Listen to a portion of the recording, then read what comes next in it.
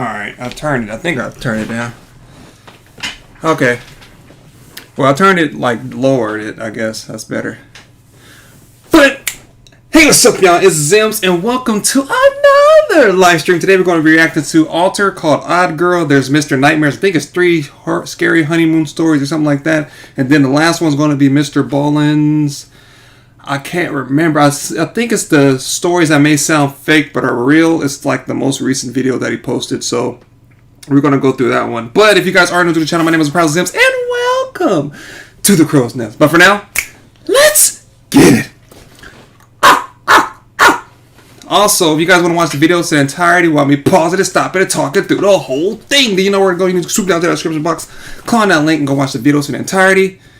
And yes. But yeah, that's what we got for tonight. Or for me, it's tonight. Well, that's what we got for today. We got to jump into it. So hope you guys enjoy. If you have any questions, feel free to let me know in the live chat, and then I'll respond to you accordingly, and then we'll just go from there. First one is Odd Girl, though. This is by Alter. See how odd she is. I'll be the judge of that.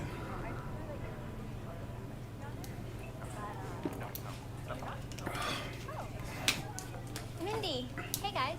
Hey.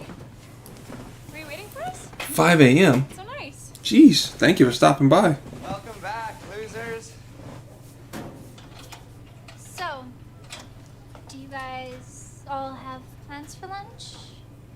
Not really. We were just gonna have lunch over here by all our lockers.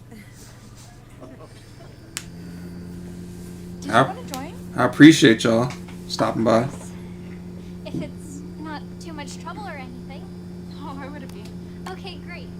I'll just run to my locker and grab my lunch and we'll be right back. Okay. Why is your lunch just sitting in your locker?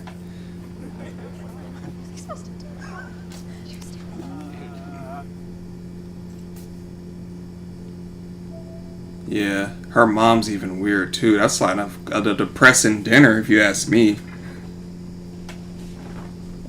How was school, sweetheart? Yeah, why she look like Slim Shady? Theater lovers.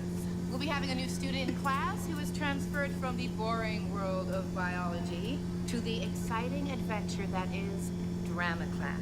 Such a fun-filled world of drama. Should wait. So, while we wait, today's topic of discussion is, if you could talk to someone in your life who is past, what would you say to them? I'd say it gets better. Care to expand? Also, you are I wouldn't say that. minutes late. Not again in my class. I just meant maybe life after death really isn't that bad. I don't know, maybe. Who knows? There's no way she knew we were in this class. Is it okay if I sit here? Wow, so fake. That's how it is too in high school, bro. The people be capping, bro. They don't like you and stuff. How are we doing? There's progress. Is that better? Can't believe Mindy's even giving Belinda the time of day. Is she straight from Mindy? Piss off, Josh. There's just something wrong with Belinda. Well, yeah. I don't know, bro. She look like a serial killer. She like him, bro. I think she likes him. She never came home from winter break.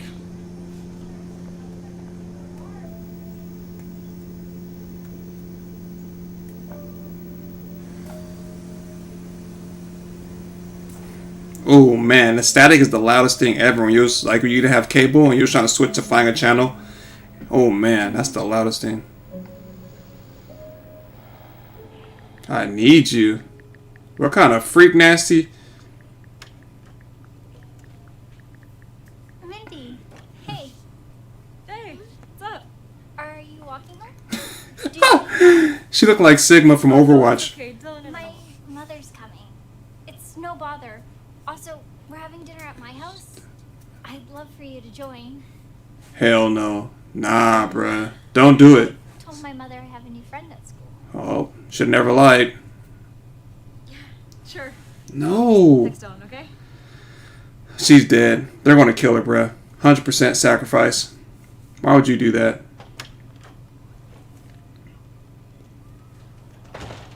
Seriously?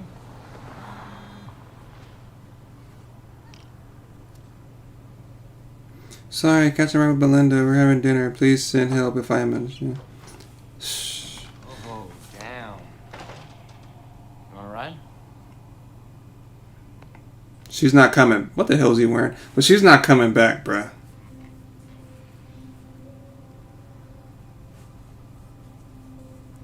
Yep, they're about to do like a skeleton key thing. They're about to swap bodies or something because she finds her pretty or something. And then she probably wants that boy that she's dating, so they're probably going to do some kind of ritual to kind of like swap.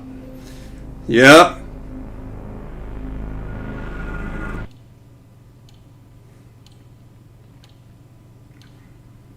That's my guess. I think they're going to swap bodies. Partner in theatrical crime.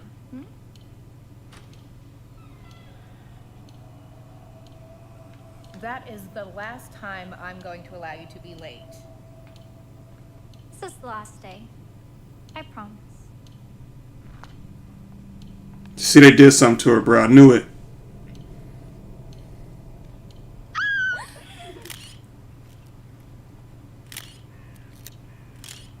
Why would you take photography and drama? For the girls, obviously. She looks so serious. Yeah. I've just never seen her not chirpy before. Maybe she's trying to impress her. Yeah. Like a zombie. Maybe she brainwashed her. Formed a Belinda cult where the only rule is that you have to look like you're hiding something. At all times. I agree, Pugs. That's too much, bro. That's why you got to keep that thing on you. Whenever they came in the room smelling at me like that, bro, I whipped it out. What's up? Bow, bow, airing it out. Bow, bow, bow. She's seen some stuff. She's seen something. Oh, switches.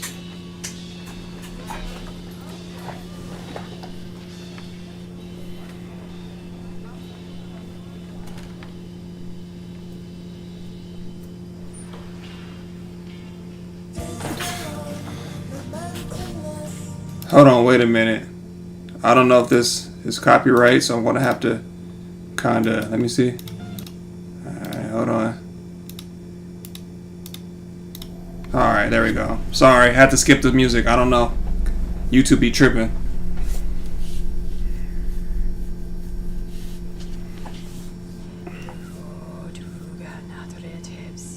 I called it. Who else called it? That was Jordan, right?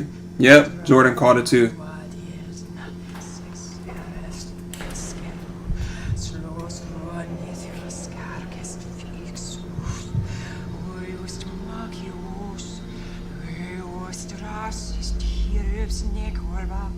Was that German?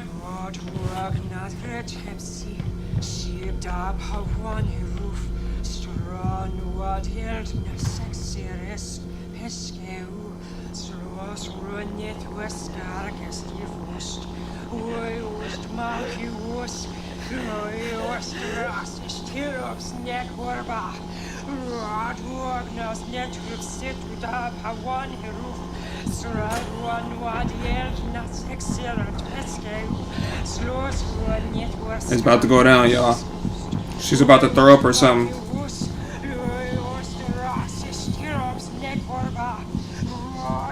She sound like Goku when he about to do his Kamehameha.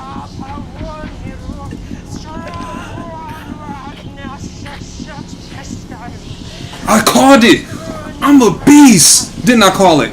Bro, put some respect on my name, bro. Put some respect on my name. I have not seen this, bro.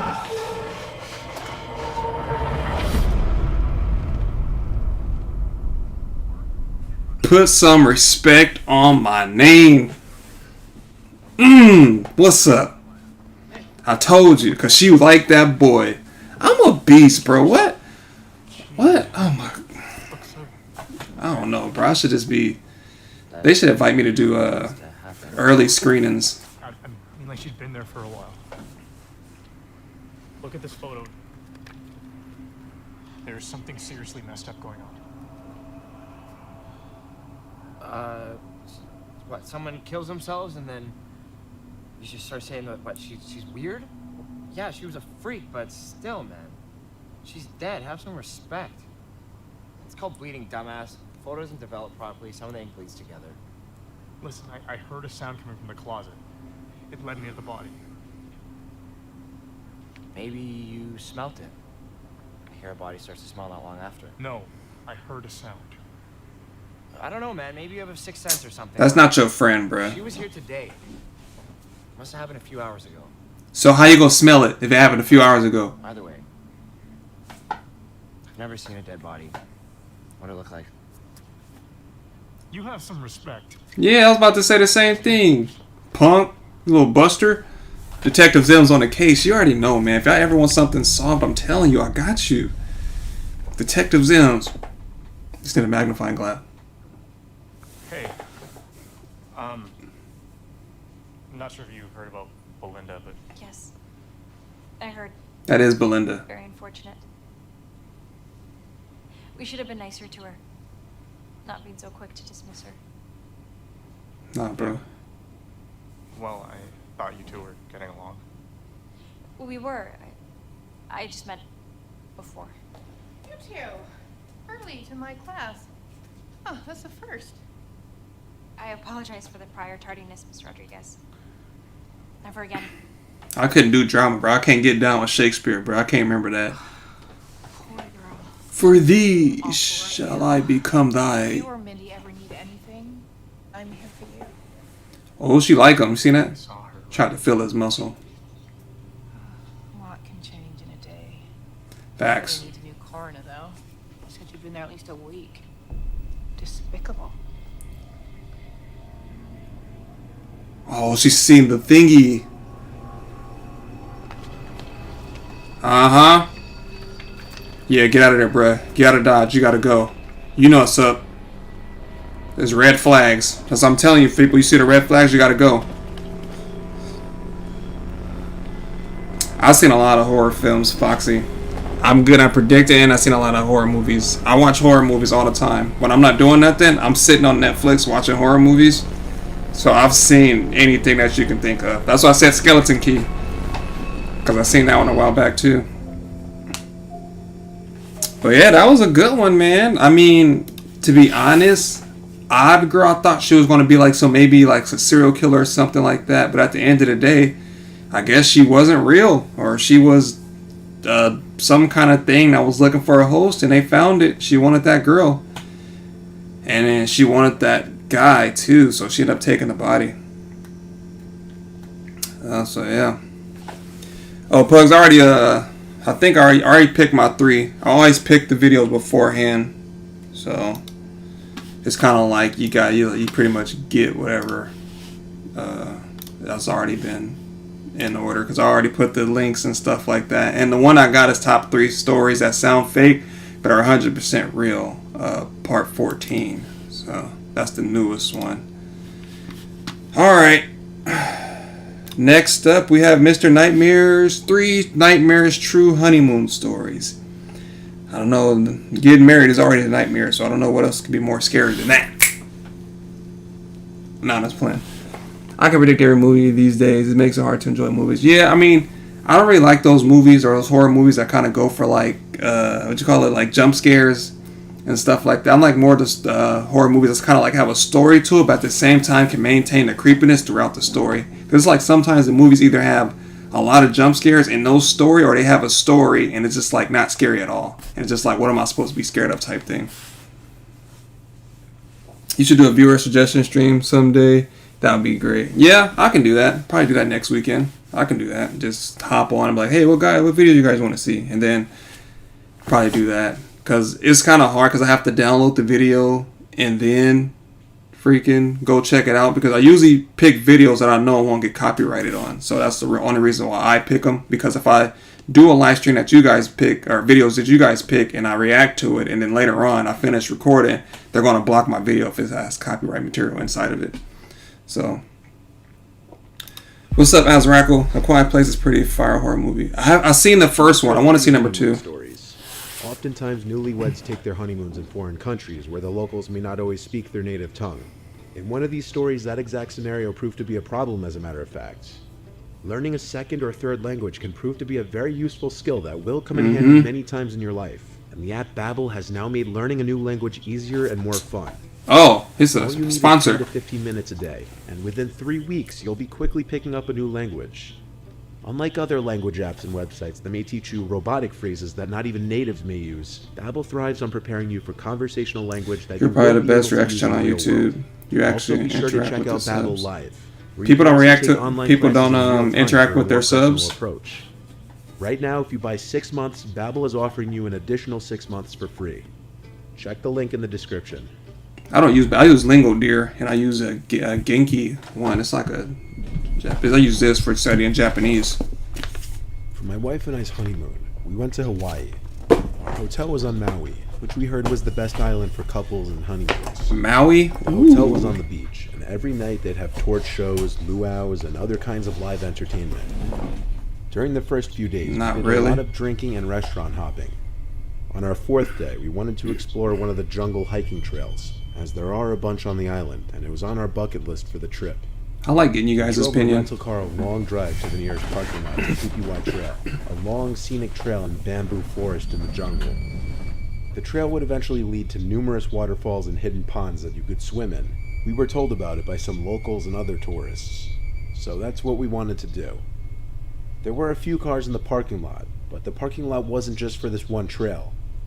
Walking down the path for a while, it truly was just a wall of bamboo on either side of us. It was truly an environment I'd never seen before. My wife stopped us and pointed at a small animal slightly off the trail. It was a mongoose. It was stopped, looking at us, and we both thought it was adorable. My wife started approaching it slowly, bent down to appear smaller and less intimidating. I did the same. Of Watch. course, the little creature ran away pretty swiftly. My wife chased after it goofily. What? Suit. As we got deeper into the jungle, straying away from the trail, we heard the sound of water. It was a waterfall nearby.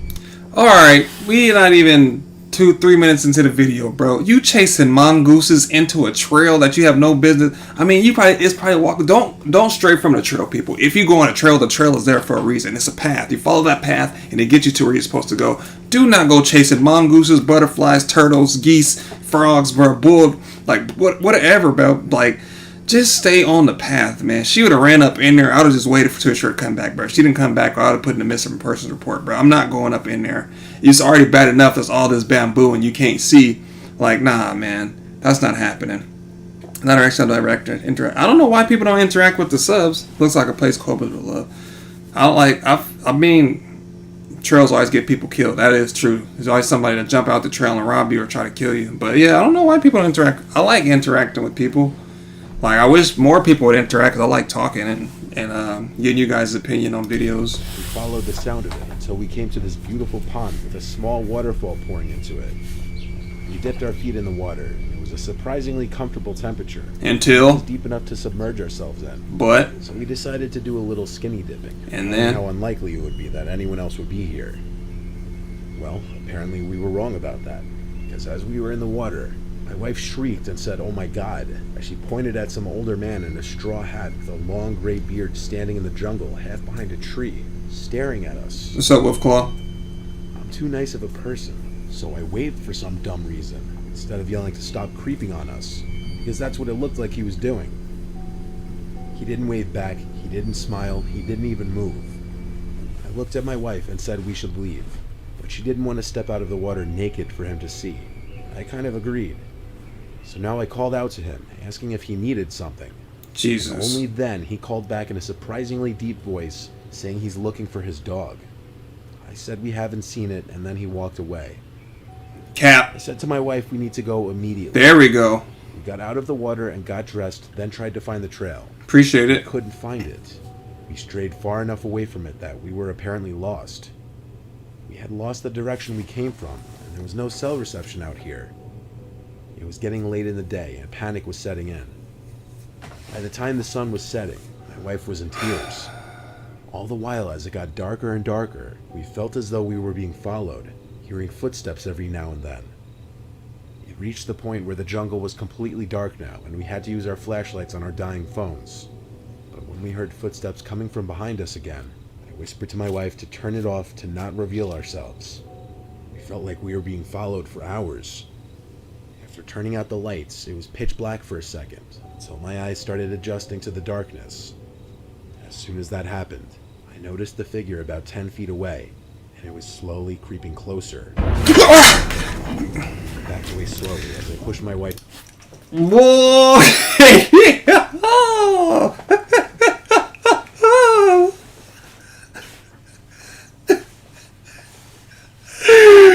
Oh, damn. Time out.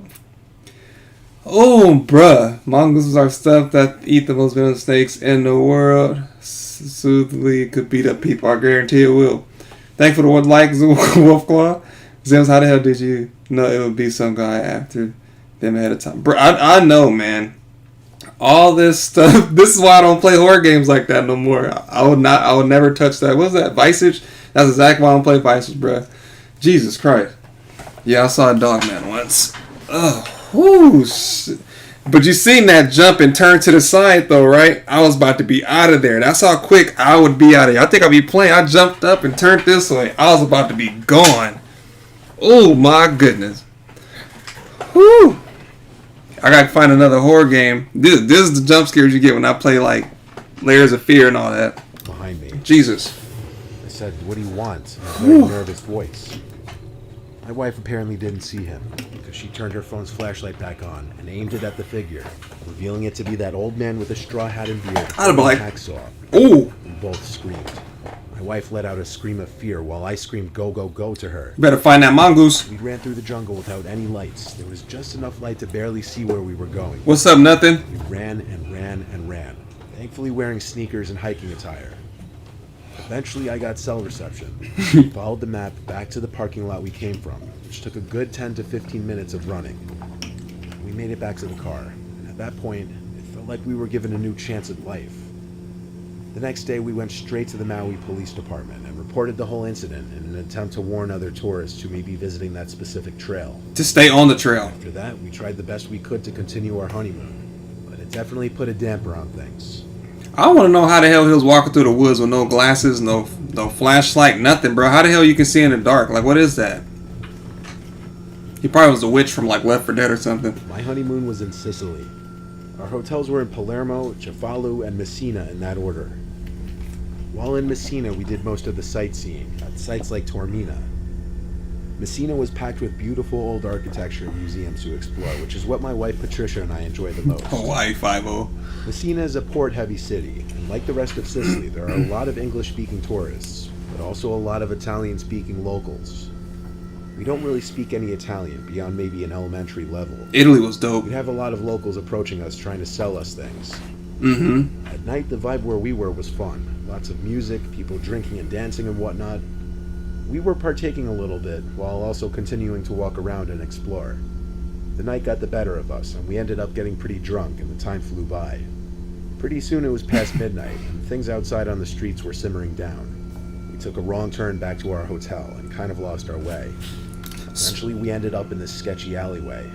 Oh yeah, I forgot to mention, just like the last episode, man, I tell you, keep that thing on you, like Jordan said, bro. Bro, he said if he would have put up on me, he would have put the heat on him, bro.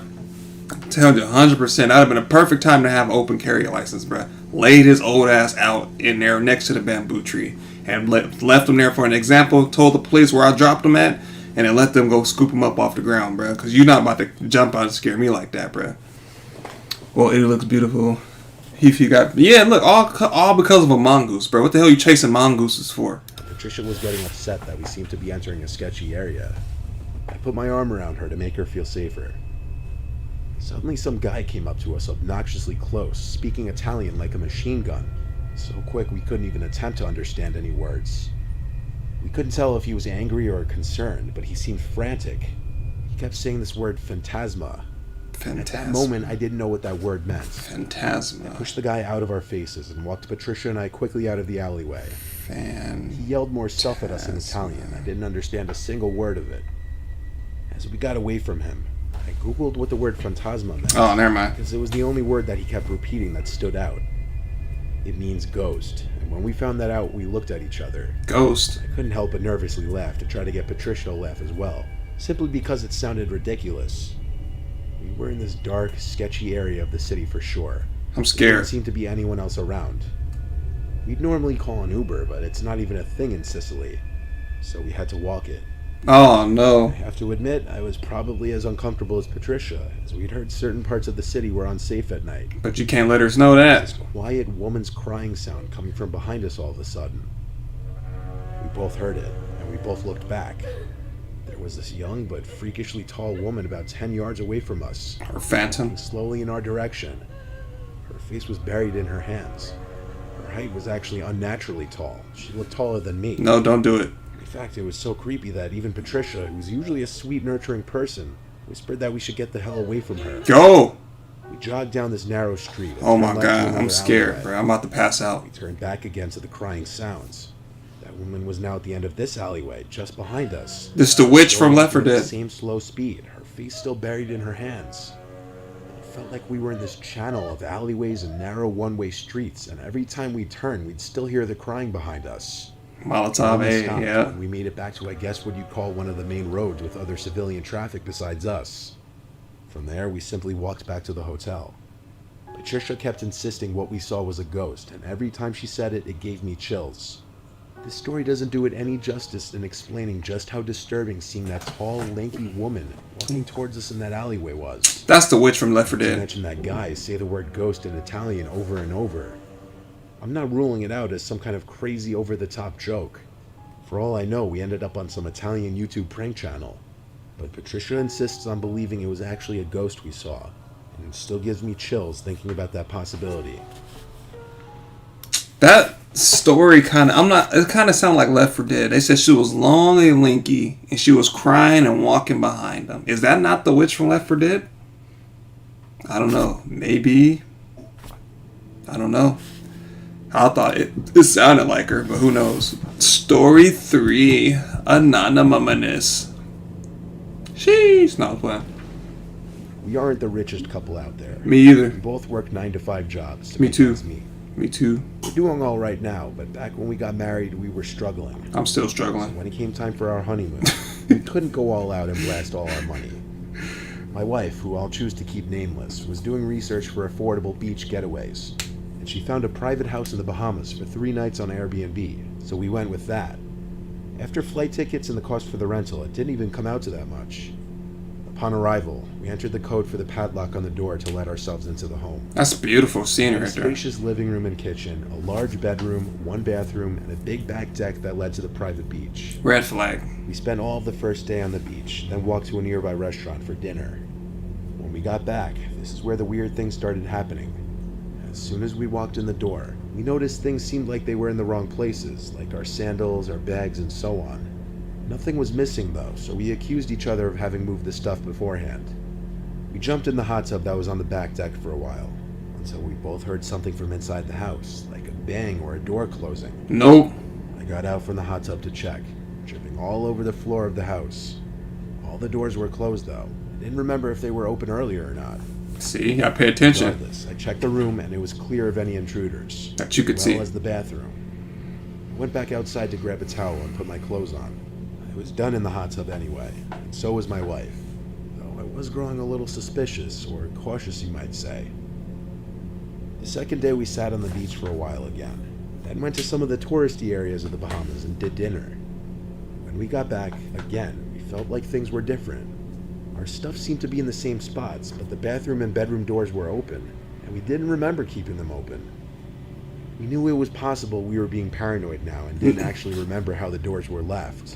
No, you're not being paranoid. People, stop doing that. My thing is, if you come back and you notice it, okay, maybe I forgot, the first time I let you have that one, you let it slide. Like, okay, maybe I forgot, we're out here enjoying vacation, we having fun. I don't remember where I placed it. Maybe we placed it in different spots. But you come back the second time, you hear a door bang. Okay, that's red flag 1, all right? That's your first and final, that's your first kind of like, okay, it's time to get the hell out of here moment. The second one is You coming back a second time and you're shrugging it off once again, bro. If it happened to you already 3 times, bro, it's the 3rd time. The first one was like, okay, so maybe 2 times. It happened to you already, and you're still just gonna shrug it off. Maybe we're just being paranoid. No, maybe if it was just one person saying that they didn't notice it, but if both of you guys are noticing that shit is moving around, then you're not paranoid. It's actually happening. Like I can't, man. Fun fact: there was once a disease that was spreading fast, and the disease made people laugh uncontrollably. Really? What was that called? Did the ankle breaker retire from Dead by Daylight? I mean, I wouldn't say I retired. It takes so long to find games now. When the last time I played, it takes forever to find matches. But still, it was getting uncomfortable now. But I am the ankle breaker king, boy. Sure, all the windows and doors were locked, and we skipped the hot tub that night. We just watched movies on the TV in the living room, as there was a bunch of included streaming services on there. Like Netflix? There was no upstairs to the house, yet we thought we could hear little taps and whatnot above our heads. Maybe the roof? Dirt. An iguana or some similar creature?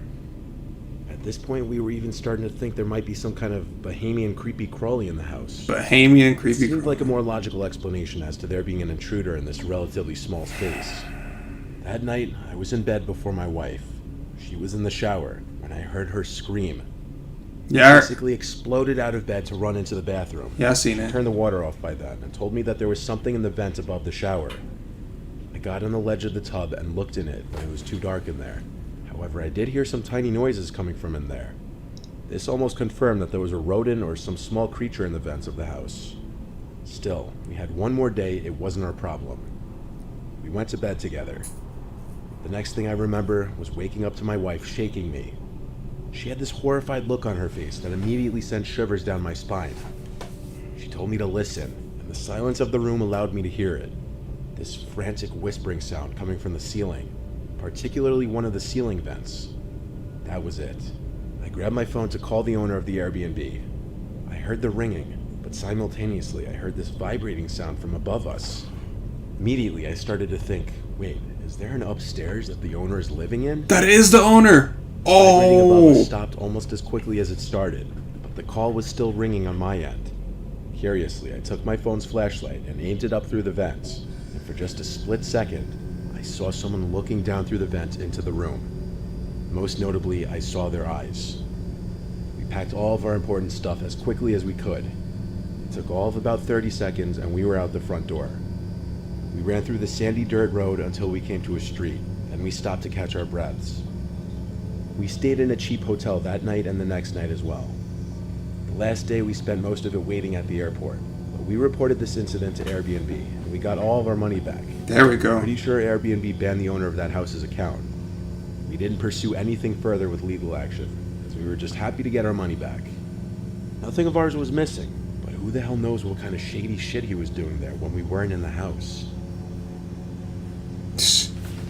Bruh. Dang, well that video was Mr. Ballin', man. Think I know what you're talking about, Foxy. Are you talking about that new Left? You talking about that Left 4 Dead game that's coming out, or is it another Dead by Daylight game?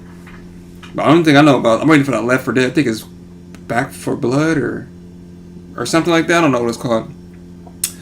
The disease was called Sphenobober. It's what's it? Axonomorph? What is that? Is that what it's called? The laughing one? I don't know. But the next video is Mr. Ballin's story sounds fake, but it's absolutely real or something. We about to go check it out. Just 1 second. Hey there, Mr. Ballin. Apologies in advance Dang, that was loud. Ooh, almost blew my eardrum.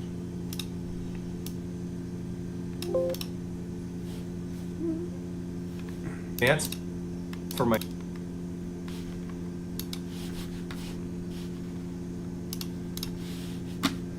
Alrighty. What do you guys think about that video? Did you guys think they handled the situations fairly, or do you think that they could have done something differently? I've never been to Airbnb. I've heard of them. I didn't even know what those are. Is like an Airbnb is it like a duplex or something like that, or is it like I don't know I don't know. To be honest, I don't really know. I started hearing about those like maybe like last year, but I never actually looked into seeing what it actually is. I meant to say xenomorph. Oh, hey, Mr. Ballin, you can say he's balling every day. was such a dad joke. Alright, let's get it. Apologies in advance for my nasally voice. I've had It's all some really good. bad allergies over the last couple of days, and it just hasn't cleared up yet. It's okay. Sometimes the truth is stranger than fiction, and today we're going to look at 3 stories that demonstrate that. But before we get into today's story, if you're a fan of the strange, dark, and mysterious delivered in story format, then you come to the right place, because that's all we do when you upload 3 or 4 times every week. So if that's of interest to you, please ask the like button for a bite of their sandwich, and when they say yes, proceed to pack the biggest bite possible into your mouth. Also, please subscribe to our channel and turn on all notifications so you don't miss any of our weekly uploads. All right, let's get into today's stories. Let's go! If you're not hyped, you're in the wrong place. Incognito. People who live on Andover Street on Detroit, Michigan's east side will be the first to tell you that the area is known for constant drug activity. On Thursday, November 9th, 2017, 2 Detroit Special Operations police officers began an operation known as a push-off on Andover Street. A push-off is when undercover cops pretend to be drug dealers, and then when customers come up to them and try to buy drugs, they arrest them and seize their vehicles. These particular officers that would be doing this push-off had been undercover for some time in the area, and so they had a local drug house they used for these types of operations. At some point that day, 2 potential customers came up to the fake drug house. They knocked on the door, and the undercover police officers opened up. They invited them inside, and then once these customers were inside sitting down, they asked the undercover cops if they could buy some drugs. And as soon as the cops heard this, they whipped out their badges, they drew their guns, and they ordered them on the ground. But these potential customers, they didn't get on the ground. Instead, they whipped out their badges and drew their guns, and they said, "No, you get on the ground." Because it would turn out the customers were actually undercover police officers too, but they were from a different precinct, and so neither groups had any idea about the other. They had no clue that they were both undercover at the same time. Both sets of undercover cops were so surprised by what was happening that instead of firing shots at each other, they just stayed in this really tense standoff, like that famous scene from The Office where they're all pointing guns at each other and they're trying to figure out who the double agent is. And so the police are doing that, periodically hurling insults and threats at the other side in an attempt to get them to stand down. But when neither side stood down, they all just eventually lowered their guns and then proceeded to beat the living crap out of each other. After the dust finally settled, all the haymakers had stopped, the 2 groups of police realized their mistake and apologized to each other. Luckily, none of the officers were badly hurt from this mix-up. However, 2 officers did have to go to the hospital, but for very minor injuries. One had a black eye and the other had a split lip. While Detroit's own chief of police and the media and the public at large have all come out and said this snafu was a total embarrassment, others have said the officers involved might deserve a little bit of credit. Because after all, their job was to be undercover, and apparently they were so good at being undercover that they didn't even know the other group was undercover too, and vice versa. So perhaps they were just too good at their jobs. You be the judge. Bruh, they was in there duking it out. Do you know how dope it had to been for them to be like, "You alright? Cool." They're like, "Yeah, see, drop the cover, see, drop the weapon, see, I'm no police officer here, see, you're under arrest for trying to buy illegal narcotics, see." He was like, "No, you're under arrest for trying to buy narcotics, yeah, see." And the other one, they just start like, "Okay, so this is like you have a standoff, huh?" And one of them just suggested like they settle this with a fight, so they all tucked away their weapons and they just start fighting each other. Fun fact: a lawsuit claimed Google collected browsing data from users in incognito mode. Oh, really? Huh. I mean, I still believe they collect data on us now. I mean, I don't believe incognito or not. I feel like they still collect data. That's why when you ever been doing something like you ever been searching like for clothes or searching like anything, tattoos, teddy bears, whatever it was, and then you go on social media like Instagram or Facebook, and next thing you know, you start seeing ads on like on the stuff that you was just looking at on YouTube or something like that. Man, they collect data. That's why they keep showing you stuff that you may like, because it can grab your attention. Why does everyone call it anxiety? Fun facts. Fun facts. The following story was pulled from a 1997 article in the British Medical Journal. The article was written by the psychiatrist who treated the patient, who will be the focal point of this story. The only reason I bring this up is because this story truly sounds made up. And it's not. One night in the winter of 1984, a healthy, middle-aged woman, who we'll call Brenda for this story, was at her home in London reading a book when she suddenly heard a voice in her head. It said, "Please don't be afraid. I know this must be shocking for you to hear me speaking to you like this, but this was the easiest way I could think of. What's up, JS? My friend and I, we used to work at the Children's Hospital, and we would like to help you." Brenda couldn't believe what was happening. She had never heard voices in her head before, and this voice that was speaking to her, it was so clear, and it did not sound like any voice she had heard before. And so at first, Brenda just sat on the couch and didn't do anything and just waited, hoping that maybe she was just imagining this.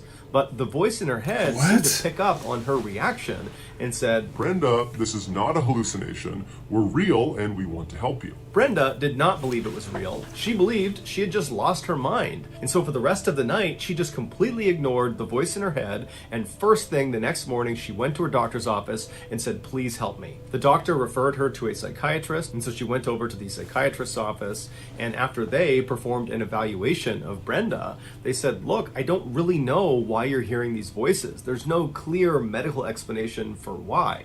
And so Brenda was ultimately diagnosed with something called functional hallucinatory psychosis. That's a which long ass. means Brenda was hallucinating, but there was no clear reason why. What you getting at the store? The psychiatrist began treating Brenda with an antipsychotic drug as well as with supportive counseling. Over the next couple of weeks, as Brenda diligently took her medications and went to her appointments, the voices eventually stopped. And so Brenda went into her psychiatrist's office and she said, "Doc, you've saved me. The voices are gone. I'm so happy." And the psychiatrist would later recall that Brenda was visibly relieved. It was obvious that she was not making this up, that she really believed that she had these voices and now they were gone.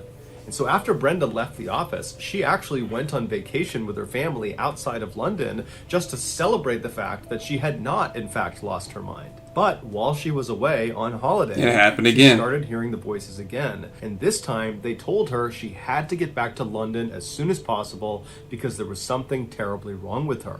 And they gave her a very specific street address that she was supposed to go to seek treatment. And so Brenda is horrified that the voices are back in the first place, but what she's really scared about is that maybe there's some truth to what these voices are telling me. Maybe there is something wrong with her. And so Brenda ran to her husband and she explained what happened, and he was very reassuring and said, "Look, honey, you should just totally ignore the voices again. There's probably nothing wrong with you. Just try to relax and have a nice vacation." But Brenda could not relax. She could not ignore the voices because they were constantly telling her, "You need to leave. You need to go back. There's something wrong with you." And so finally, Brenda convinced her family to end the vacation early, and they headed back to London. And as soon as they got there, Brenda made her husband come with her, and they drove to the street address the voices had given her.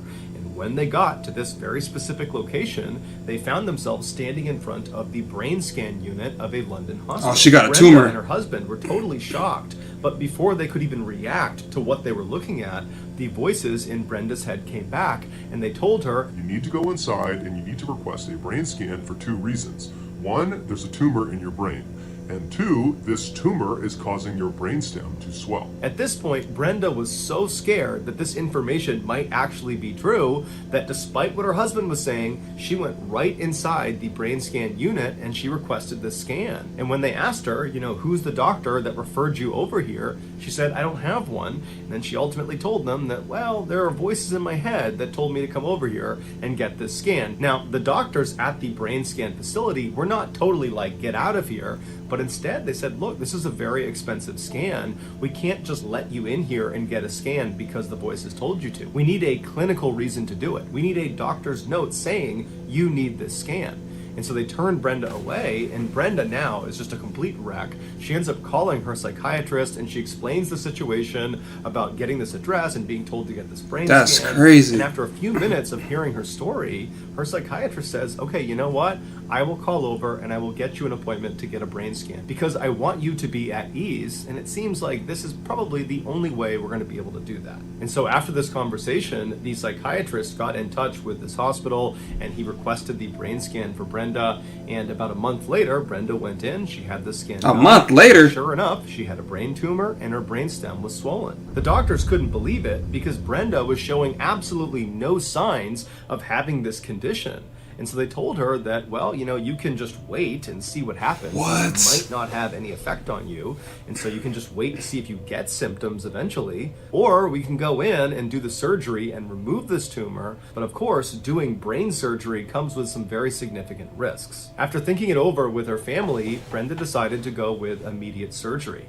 And after telling her doctors as much, the voices in her head told her that she had made the right decision. A couple of days later, Brenda went in and her surgery was a huge success. After she regained consciousness in the recovery room, the voices spoke to her. They said, "We are pleased to have helped you. Goodbye." After that, Brenda never heard the voices ever again, and she never had any complications from the surgery. What or the? tumor. And to this day, the medical community still has no idea who those voices in her head really were. It had to be a past relative or something, bruh. There is no way.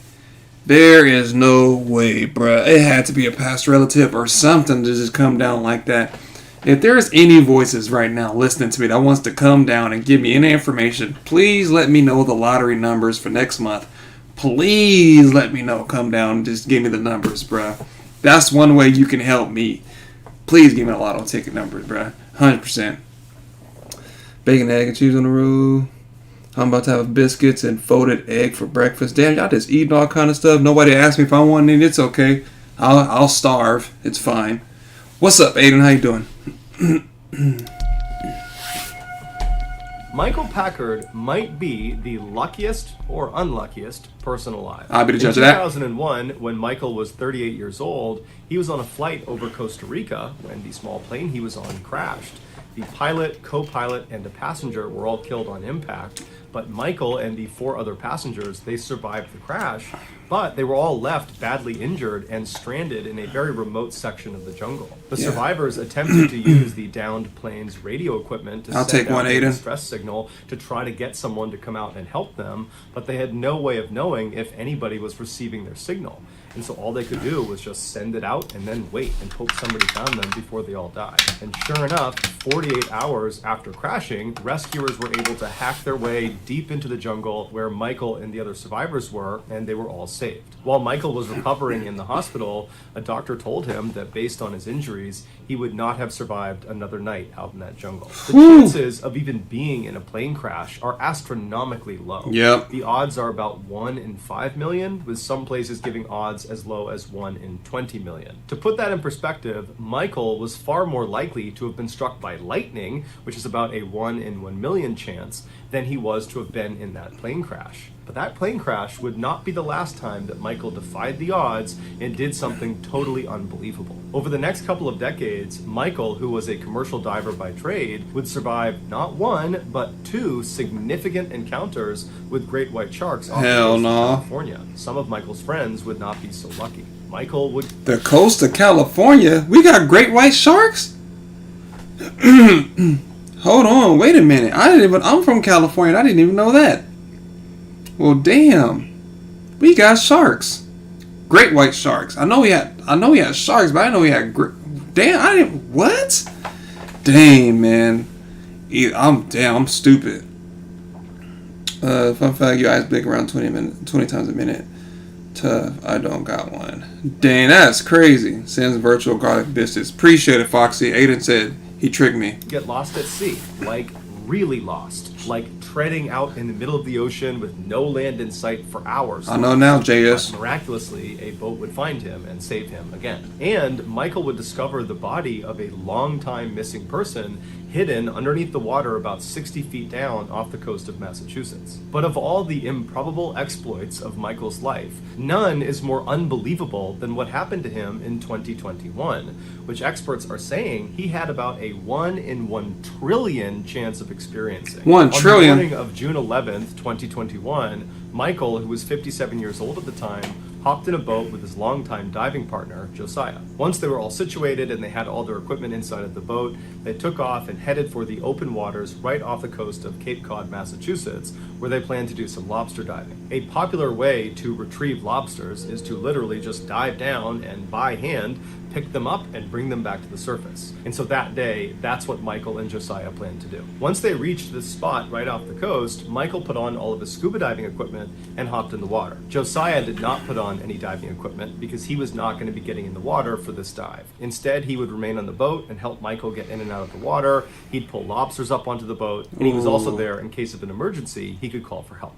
And so just after 6 a.m., once Michael was in the water and signaled he was good to go, he dove down below, and after a little while, he came back up, but with a relatively small haul of lobsters. And so the two men figured that, well, I guess today is just not a great day for catching lobsters. But regardless, for the next couple of hours, Michael continued to go down and catch as many lobsters as he possibly could. By 8 a.m., Michael had captured approximately 100 pounds of lobsters that were now in the boat. Scuba diving Michael volcano. and Josiah were actually starting to feel pretty good about this particular trip, and so Michael decided he would go back down one more time and try to get just a few more lobsters before they called it a day. And so Josiah remembers watching Michael, who was in the water. As he put his mouthpiece back in, he signaled up to Josiah that he was good to go, and Josiah watched as he disappeared below the surface. The water was very calm, and Josiah is just kind of scanning out across the water, and then all of a sudden this eruption of white water came rushing up to the surface right where Michael had gone down below. Shark. Right away, Josiah leaned out over the edge of the boat to see if he could look down and see his friend,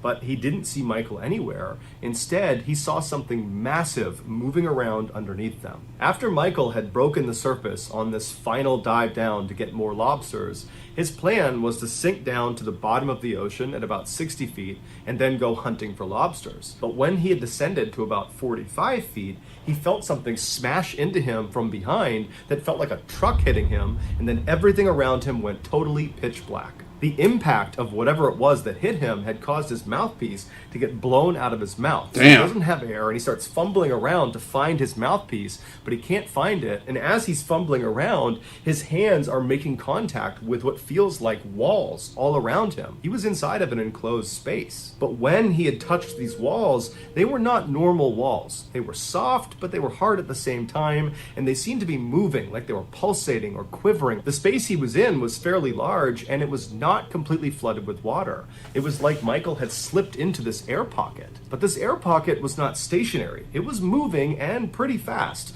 because the water that was inside of it was violently sloshing all around. Michael could hear it slapping up against the walls. As Michael continued to panic and fumble around for his mouthpiece, he started to notice intense pressure on his legs, but he had no idea what was causing it, and because it's pitch black, he couldn't see what it was. Finally, Michael found the line that was connected to his mouthpiece. He jammed it in his mouth and he took a long inhale, and now that he could breathe again, he had this horrifying thought. Have I been swallowed by a shark? He instinctively began feeling around for the shark's teeth, but there were no teeth inside of this space. Instead, it was just these walls that continued to shift and move all around him. What the That's hell? when it dawned on him. He had been swallowed, but not by a shark. He had been swallowed by a whale. For nearly 45 seconds, Michael was trapped inside the closed mouth of a humpback whale. Despite their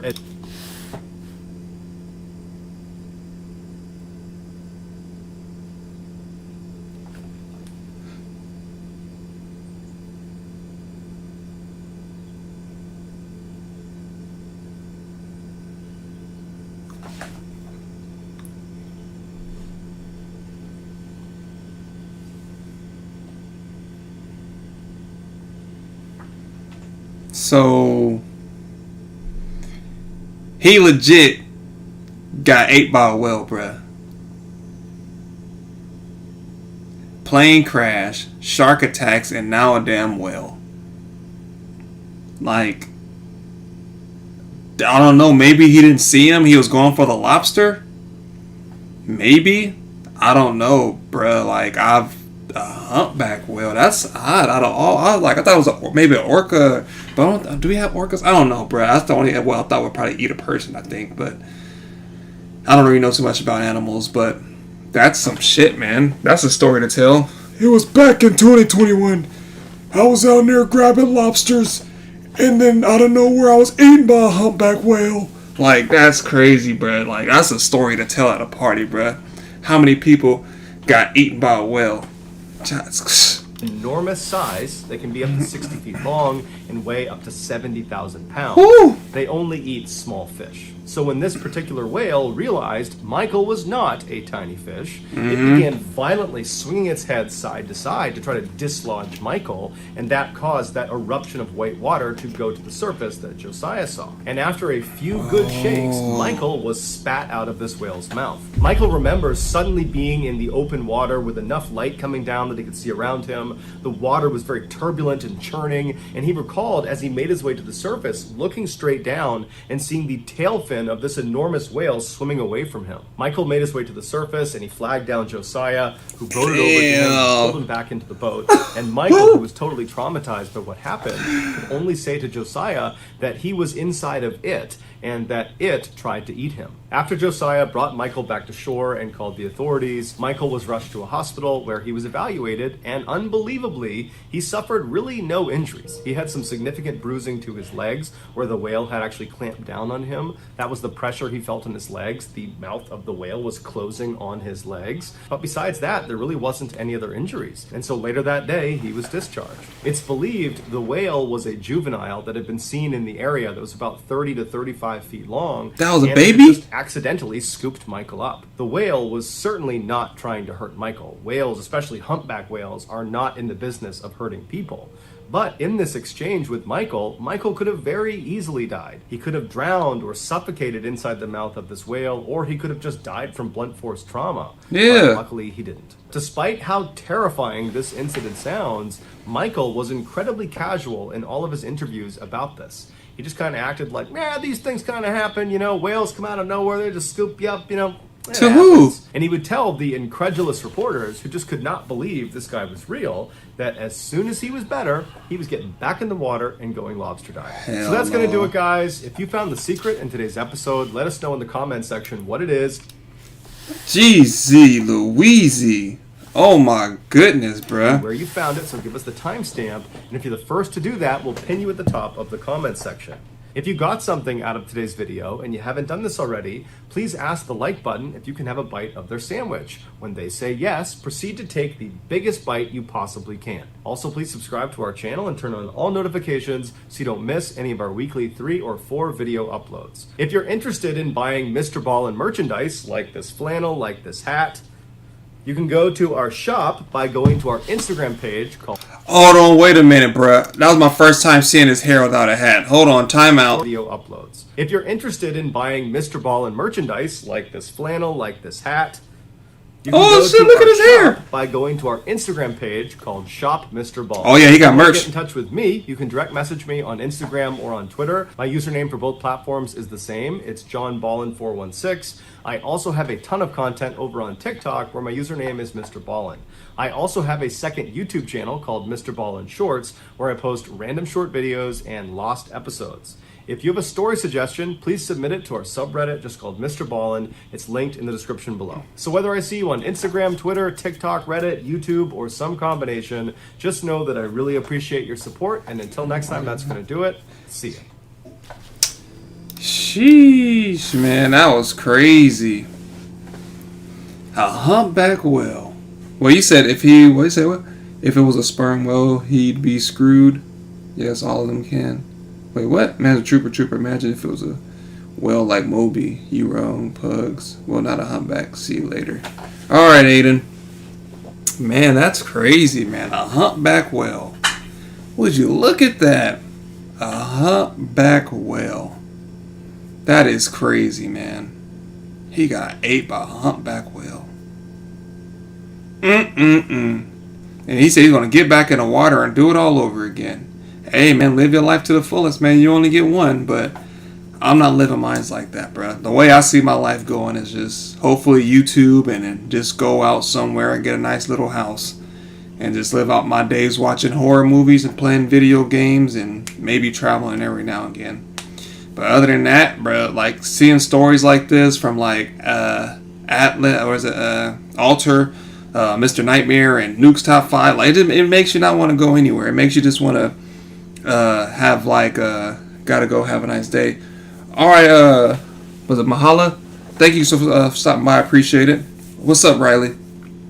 But yeah, man, that's crazy. But yeah, and like I said, it makes you not want to go anywhere. It makes you just want to kind of like stay inside your home. It makes you want to be able to protect yourself and whatnot. Yeah, the live stream, no. I'm going to do one last video because you guys have been really supportive these last couple of weeks and been doing really well. I'm going to pick the video that Pugs told me. He said it was, I have to find it. It was the story is fake or part 9 or something, I believe. So we're going to do that last one and then we're going to call it. So you guys has been really good. So I appreciate that. Just have to go find it.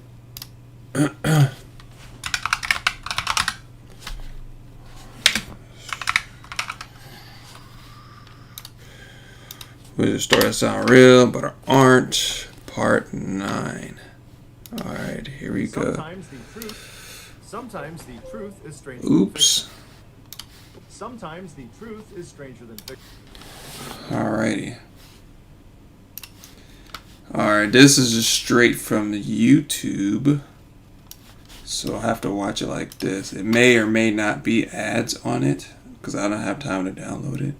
It was top 3 disturbing videos with backstories, part 9. Top 3 disturbing videos with backstory, part 9. Alright.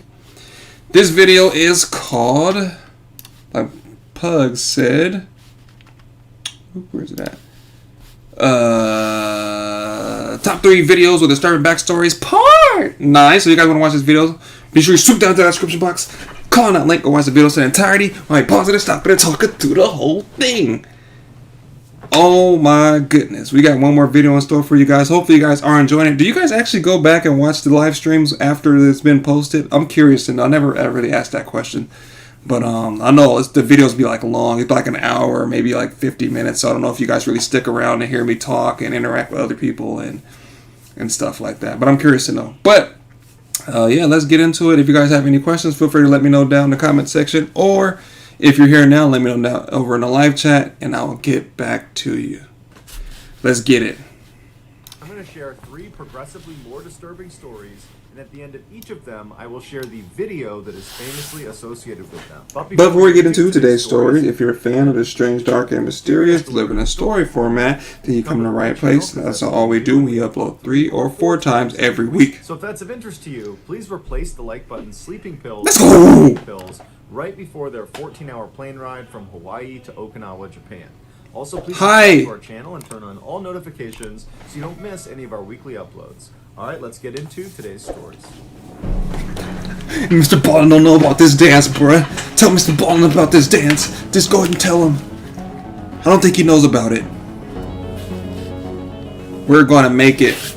In June of 2018, 18-year-old straight-A student Tyler Turner graduated from his high school in Central California. In the fall of that year, he was scheduled to go to the University of California, Merced with a full scholarship. He studied biochemical engineering because he was born with cerebral palsy and wanted to help other people with the condition. In August of that year, one of Tyler's friends said they wanted to go skydiving to celebrate their birthday. Hell no. Tyler was nervous about it, but he had never done it before and figured, you know what, it'll be fun, I'll do it. His mother, Francine, who was very close with her son, was very nervous about her son jumping out of a plane, and so she asked if she could tag along to provide moral support and maybe take some pictures, and he said that was fine. So on the 6th of the month, Tyler and his mother hopped in the car and drove over an hour north to the Lodi Parachute Center, where they met up with Tyler's other 3 friends. They were all very nervous, but very excited. So the group went inside the main building, and Tyler went up to the counter, and he paid $100 for a single tandem jump from 13,000 feet. A tandem jump is when 2 people jump together under one parachute. That's cheap. And so most commonly, you're going to have the instructor who's got the parachute on his or her back, and then on their chest, harnessed at 4 different points, is going to be their student or whoever they're jumping with, and they don't have a parachute. They're just tethered to the instructor who has the parachute. This one was interesting. So in this case, Tyler would be strapped onto his instructor. And so the What's advantage up, for Donetta? Tyler as a How you doing? first-time jumper is that he would not need to do anything once they're in free fall. The instructor would be 100% in control of keeping them steady in the air, of pulling the parachute, of dealing with any malfunctions, of flying the canopy, and of landing. Don't do it, Jordan. After paying, Tyler and his mother walked over and met his instructor, the guy he strapped onto. It was a 25-year-old man named Young Kwan who told him he had jumped over 700 times. And so Young told Tyler that he needed to watch a safety video before they did anything else. And so Tyler and his mother walked into the room, they sat down, the TV turned on, and a very simple safety video came on. And partway through it, another instructor walked in and just turned it off and told Tyler and his mother, you've seen enough, you guys can go. Francine was... Hell no! Talking about something, I've seen enough, you can go. Boy, if you don't turn that TV back on, bro, I'm jumping from 13,000 feet in the air, you talking about I've seen enough. I'm watching the trailer, I'm watching the credits, I'm watching the introduction, I want all the actors' names, addresses, bro, I want all of that. Talking about something, we've seen enough. I haven't seen nearly enough. What you talking about, Willis? What? Who says that? Who cuts off the damn safety video, bruh?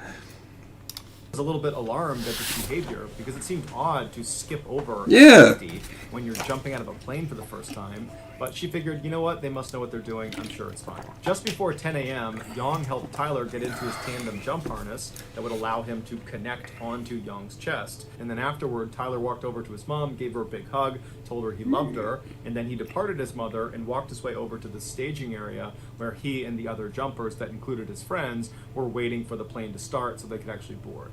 While they waited, Tyler was really nervous, and his instructor picked up on it, and so to put Tyler at ease, he began filming Tyler and interviewing him about his upcoming jump to kind of make light of the whole situation, and it seemed to work. My name is Tyler Turner. What they do here? I am going to jump out of a plane. It's your first time. First time indeed. Let's get it. My mom was there. Hello. Very loving mom. Done a lot for me in my life. That's always good, man. Supportive moms, man. After they recorded this video, the plane was ready to go, so it was time to start boarding, and so Tyler and his instructor walked over, but Tyler stopped on the tarmac, he took a knee and prayed, and then he stood back up, he turned to his mother, he waved one more time, and then he boarded the plane. After a little while, the plane took off, and then after a little while longer, it was up at 13,000 feet, flying in circular patterns, and that's when Francine started looking up, looking for her son, and at some point she started seeing jumpers come out of the plane. And they were so far away, she couldn't possibly make out who was who. And so as the jumpers began pulling their parachutes and all the different colored parachutes are lighting up the sky, she was trying to remember what color her son's parachute was, but she couldn't remember. And so she asked the other people that were watching, that were relatives or friends of the people up there, if they knew what color her son's parachute was, but nobody knew. As they got lower and lower, and you could actually start to make out who the jumpers were, she didn't see her son, and that's because her son's parachute never opened. Unfortunately, his instructor, Yang, was not able to fix the malfunction or fire off the reserve, and so they both crashed into the ground, killing them both instantly. Tyler's family sued the owner of the parachute facility after they discovered Tyler's instructor, Yang, was not even certified to be an instructor, and so would not have received any of the required training on how to handle parachute malfunctions, and the owner knew about it. Investigators also discovered that 20 people had died skydiving at this facility under the same owner, a ridiculously high number of fatalities that most people involved are attributing to the owner's general disregard for safety. And ultimately, a judge agreed with that sentiment and awarded the Turner family $40 million for the owner of this facility. I know that's a lot of money, bruh, but you can't, that's not enough money to replace your son, man. Jesus, man, I knew it was a red flag right then and there, man. If you go somewhere and they turn off the safety video, bro, pack your bags and go home. Go to another location, do it some other time, maybe next year. Don't do that, man. Jesus, this kid, oh my Lord, man. I can't even imagine a mom trying to look for her son and just seeing him, recording him falling out the sky. Jesus. Oh, man. Oh my God, Jordan, I can't with you. Oh, man. Oh, man, that hurt my heart. Jesus, I hope no parent has to see stuff like that, man. And it's always the good ones, too. He was out there trying to do stuff for people that have cerebral palsy, man, and 20 people died there, and they were still jumping. He didn't have a license. He didn't have anything. I knew it was kind of cheap. I'm like, $100? That's really cheap for a skydive. And then he shuts off the safety video. That was like my neck's kind of like, you know, my little beep, my little sensor was going on, red flag sensor. Oh my goodness. What's that? Narco corridor? In 1962, Chelino Sanchez was born into a poor family Facts, in the Pugs. Mexican state of Sinaloa. When he was just 15 years old, one of his sisters was assaulted by a very rich and powerful man in their town, and so he never got punished for it. 2 years later, when Chelino was 17, he saw this man at a party, and he walked up to him and shot him in the head, killing him instantly. After the murder, Chelino fled to Tijuana before ultimately crossing the U.S. border into Los Angeles, where he stayed with his aunt. He worked odd jobs like picking vegetables and selling cars before he ultimately went into business with his brother, who was back in Mexico, and he worked with him to smuggle Mexicans into the U.S. But that operation stopped in 1984 when his brother was murdered in Tijuana. Jesus. To commemorate his brother, Chelino, who always loved music, wrote a song about him. And he formatted the song in the typical Mexican ballad style called corrido, but his lyrics were graphic and gritty, something nobody else did when they wrote a corrido. Chelino spoke honestly and openly, not only about how his brother was killed, but also the struggles of living around drug trafficking and violence in Mexico. Yeah. Shortly after writing the song, Chelino wound up in jail in Tijuana, Mexico, and while he was there, he would sing the song he wrote about his brother, and other inmates heard it and loved it. They had never heard a corrido sung like that. And so they asked Chelino if he would write songs about them and their exploits. Soon, Chelino was being commissioned by all these inmates in this prison to write their songs in exchange for money and for favors. When Chelino got out of prison, his unique songwriting abilities had spread beyond the prison walls to other criminals and drug traffickers and kingpins in Mexico, and before long, Chelino was being approached by those people to write their songs. His corridos pioneered a new subgenre of music called narco corrido for their ties to the narcotics industry. Some people today compare the style and lyrics of the narco corrido to gangster rap. By 1987, Chelino's music was not just being shared amongst his paying clients. It had spread into Los Angeles and all over Mexico and was becoming very popular, even though it wasn't being played on the radio because radios thought his lyrics were too graphic. And so it was spreading largely because of word of mouth and because Chelino himself would go to car washes and street corners and he would sell his cassettes to anybody who would take them. By 1991, Chelino was so famous that he actually went on tour. And everywhere with Tupac! The venue would be completely sold out. My boy knew Tupac? What? I didn't even know Tupac got down with Narco Corrido. Oh wow, look, we learned something new. He knew Tupac. My boy was a G. Look how young he was too, making boss moves out here in these streets. He knew Tupac. Oh my lord.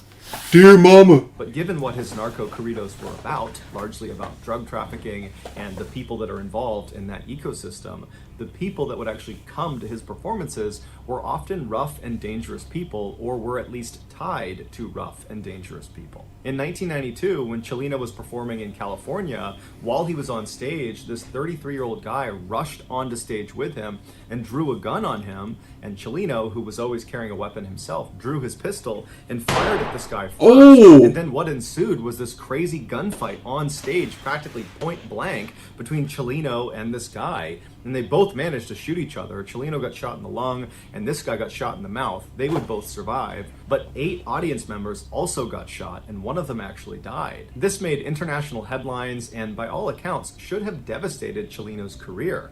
But in fact, it had the opposite effect. It made him 10 times more famous. Yeah. Because Chelino, he was representing narco corrido music. And so in being the face of that, he kind of represented drug trafficking and criminals and outlaws all over Mexico and in the United States. And so he was kind of representing a very tough group of people. And so for him to have stood his ground on stage and shot first at this guy coming to attack him, it made him look brave. It made him look like a warrior. It validated him as the right person to be the face of He got his stripes. But Chelino also understood that this probably was not the last time that someone was going to try to hurt him. That in virtue of being the face of narco culture, there's bound to be people that are very violent that don't like him. And they might come after him too. And so he actually told his inner circle that he thought his days were numbered, that at some point someone was going to kill him. 4 months after the shootout, Chelino was back home in Sinaloa, Mexico, performing at a concert that his friends had told him he shouldn't do because he had lots of enemies in his hometown. What's up, Wolf? But Chelino really wanted to do it. He got into the venue, he got on stage, his band was getting ready, thousands of people were coming into the audience, and before the show started, somebody handed him a note. And so Chelino takes the note, he's smiling, he's kind of looking around at the crowd, then he looks down at the note and he reads it, and right away his expression completely changes. He looks distressed. He rubs his brow, he frowns, he kind of looks up at the crowd like he's looking for someone, and then he just goes blank in the face, and he's looking out like he's looking past the crowd. And it's this long period of time where he's just blank staring into the audience. And then all of a sudden he just snaps out of it, takes the note, puts it in his pocket, picks up the microphone, and proceeds to give one of his best live performances to date. After the concert was over, Cellino made a special effort to say bye to everybody in his band, and he said bye to some people in the crowd, and then finally, after this kind of long, drawn-out goodbye, he walked out the back door. He got Shortly clapped. after, he was kidnapped, tied up, and then shot in the back of the head, execution style. It would turn out that note he received on stage was from his killers, who we don't know exactly who they are still to this day, but the note said, after this performance, we're going to kill you. And so that was the reason Cellino was so distressed, because whoever it was, he obviously understood it was a credible threat. But instead of panicking, he just decided he would give an amazing performance and then face his destiny. And so when he went outside, he knew he was going to get murdered. And he did. Here is the moment Cellino was handed that note on stage, informing him he had been marked for death.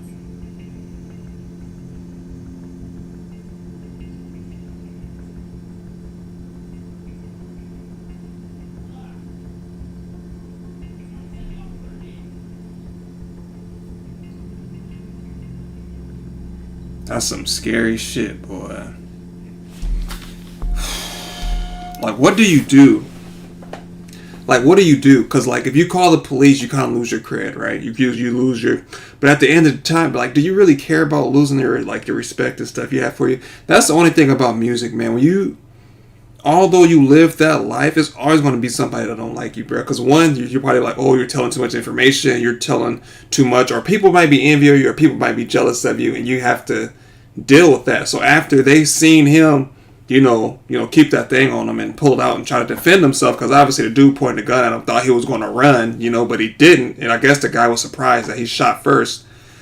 But what do? Do you just go out? I mean, you got a gun. If you're going to go out the back door, man, I'm not going to let you kidnap me. That's one thing. I wish he would have went out at least kind of like fighting or something. But you can see in his face that he knew, like, that's it. Like, just imagine just knowing that you're about to die right now, man. He probably forgot to keep it on him. Yeah, or something for him. Yeah, he didn't have anything. You would have thought he had a group of homeboys or, you know, somebody from, like, Tijuana, you know, a group of friends. Like, he didn't have anything. Like, he didn't have nobody. Like, he should have just went with his first mind when he said his days are numbered, you know. Maybe record somewhere in a studio somewhere off and make music and, you know, pass out your music and sell music that way. But, like, live performances, that would have been it. After I got a gun put on me on stage, bro, I would have cooled off for a little bit. Maybe stop making... I'm pretty sure he had money. He could have just laid low for a little while and then came back out. But, yeah. Love your work, brother. Peace from Sweden. Keep it going. Thank you, Art. I appreciate it. Much love to Sweden. I appreciate you. Sweden, that's cool. Who would have ever thought somebody from Sweden would freaking let me watch my video? But yeah, man, that sucks, man, for Cellino. Man, dead hang. Let's get it. Despite the fact that today there is already tons of shocking content on the internet, it is. There is still something truly insane about Wu. Hit him with the guitar. In 2017, Wu was a 26-year-old climbing enthusiast who was dubbed China's first rooftopper. A rooftopper is someone who, usually illegally, climbs onto rooftops, cranes, smokestacks, big antennas, skyscrapers, or any other really high, dangerous location. Almost always, these daredevils are going to these incredibly dangerous locations in order to capture footage of themselves so they can post it to the internet in hopes that it goes viral and they become famous and make a bunch of money. But because there are so many people competing for the internet's attention, rooftoppers really need to push the envelope if they want to stand out and make it big. And Wu Yongning did just that, and the internet rewarded him with millions of followers and hundreds of thousands of dollars. Most rooftoppers would go to the tops of these incredible locations and then take selfies of themselves standing there posing at the top. Wu would do that, but he also did a couple other things that nobody else was doing that kind of became his trademarks. The first one was he would dangle over the edge of the building or the crane or the antenna that he was holding on to, and he would do pull-ups, but he would keep doing them until he reached muscle failure and then would barely be able to pull himself back up to safety. Another trademark move is he would go to the top of these huge buildings and he would get right on the edge and he would do a handstand and then he would pull one arm back. So he's doing a one-armed handstand and then he would tilt his body as far as he could over the edge until he couldn't do it any farther, and he let himself come back over to safety. And then perhaps the most difficult to watch trademark was when Wu would basically run up to the edge of buildings and stop just short. And he wouldn't just run to the edge, he would use a self-balancing scooter and go as fast as he could right to the edge of the building and stop just short. And over again, he'd go right to the edge and stop, where he's literally an inch away from tumbling off the edge. Or he'd line himself up where he knew exactly how far he was from the edge, and he would do these really aggressive somersaults forward, and he would stop with his legs dangling off the edge of the building. Oh, and of man. course, all of these trademark moves were done without any safety equipment, and most times Wu did these stunts without anybody there to potentially pull him back up if he gets stuck. Make my stomach turn. About 3/4 of the way through 2017, What's up, Nelly? Wu had posted over 500 videos and live streaming clips to various social media sites, and he was starting to make some real money on What's up, James? On one video sharing site alone, he had made over $80,000 just from donations that had come in. And so it was clear this was becoming a career. But as the money and the fame were coming into Wu, he started to realize that in order for him to stay on top and keep earning at this level, he would need to continuously outperform his last big stunt. And already he was brushing up against death on virtually every video he took. In early November of that year, Wu heard about a competition that was offering $15,000 to its winner. The details of this competition are hazy at best,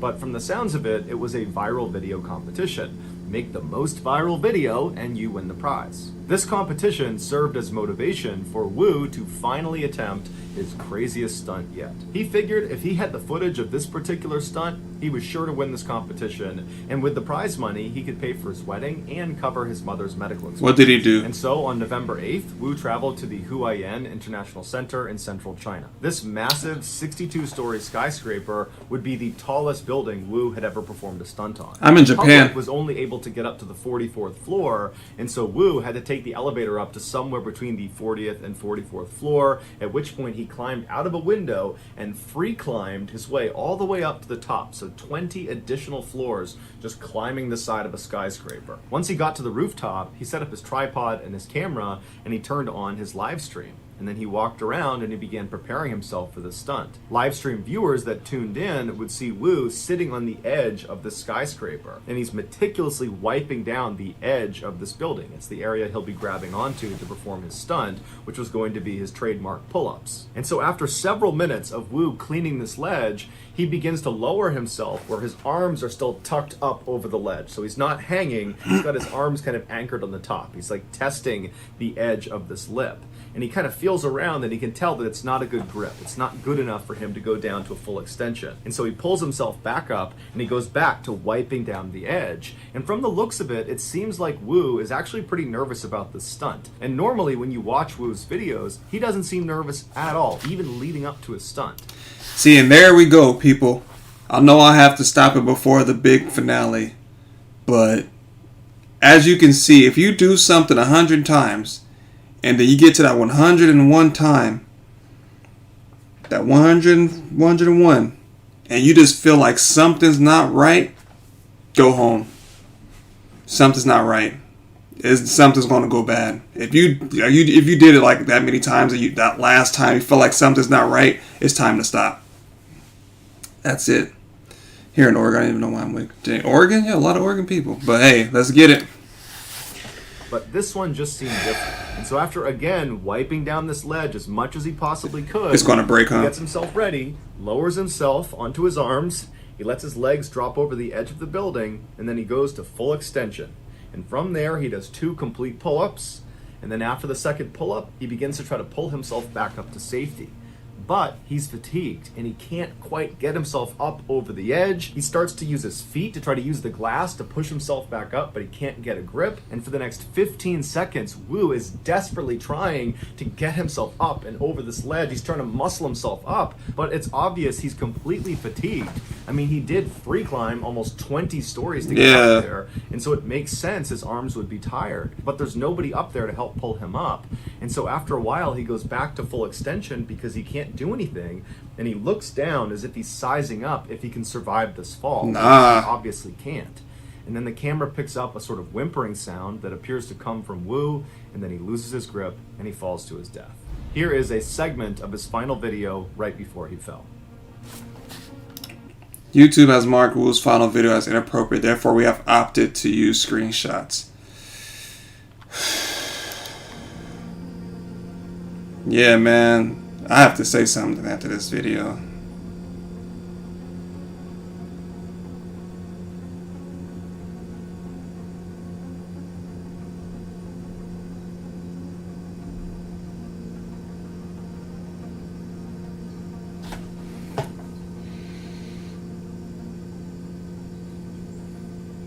Dear Jesus. So that's going to do it, guys. If you oh see my today's goodness. video, let us know in the comments what it is and where you found it. So give us the timestamp. And if you're the first to do that, we'll pin you at the top of the comments section.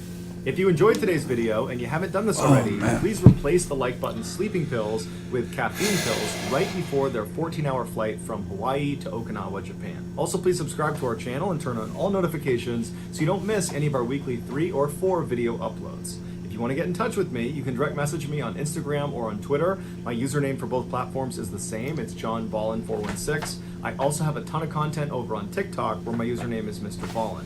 I also have a second YouTube channel called Mr. Ballin Shorts where I post random short videos and lost episodes. If you have a story suggestion, please submit it to our subreddit just called Mr. Ballin. It's linked in the description below. So whether I see you on Twitter, Instagram, TikTok, Reddit, YouTube, or some combination, just know that I really appreciate your support, and until next time, that's going to do it. See ya.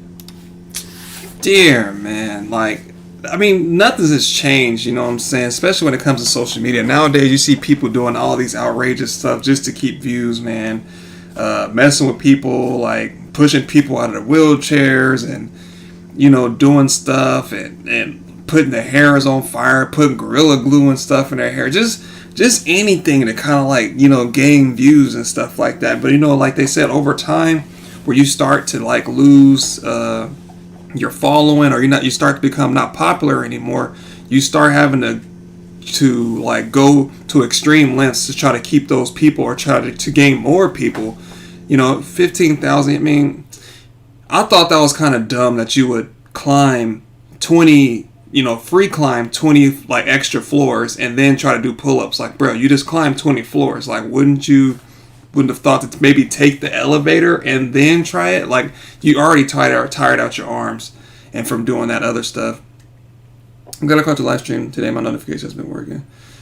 Your full video is on YouTube if you're curious. There was a hit run shooting yesterday. Not so boring. Oh Jesus, there's a lot of stuff going on, man.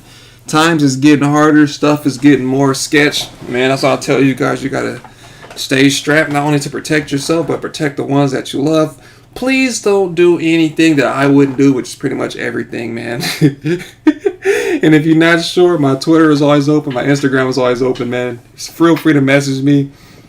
If it doesn't sound like a good idea, I'm going to tell you. But if it does, I'm just going to give you a couple of guidelines and stuff to look out for so that you or anyone else don't get clapped or snuck up on like the people in Hawaii, that you'll meet people like Odd Girl so that you don't get swallowed by a shark, you know, a whale, I'm sorry. But yeah, that kind of stuff. But yeah, man, that's going to do it for today's live stream. I've got to probably start live streaming around this time because a lot of you are from Oregon and stateside, so the time zones are a little bit off. So maybe late for me and kind of like early for you. So I'll probably start streaming again next weekend, probably around like 11 p.m. my time. So it seems like a lot of people started showing up around this time. But if you guys want to go back and watch this video, it should be uploaded after this. It kind of got like a late start, so you're probably going to have to skip ahead maybe like 2 minutes or so until I edit it out. But yeah, man, that's going to do it for today's streams. If you guys have any questions or anything like that for me, just let me know.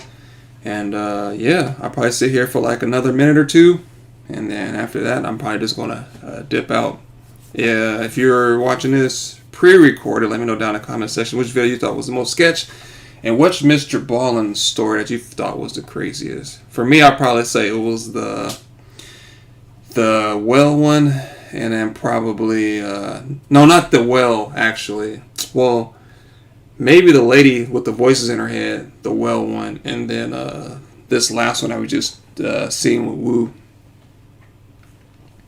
Thank you, JS. I appreciate you. You have a good day as well. There's so many meth heads, it wouldn't work. You gotta talk about Oregon. Yeah. What is this?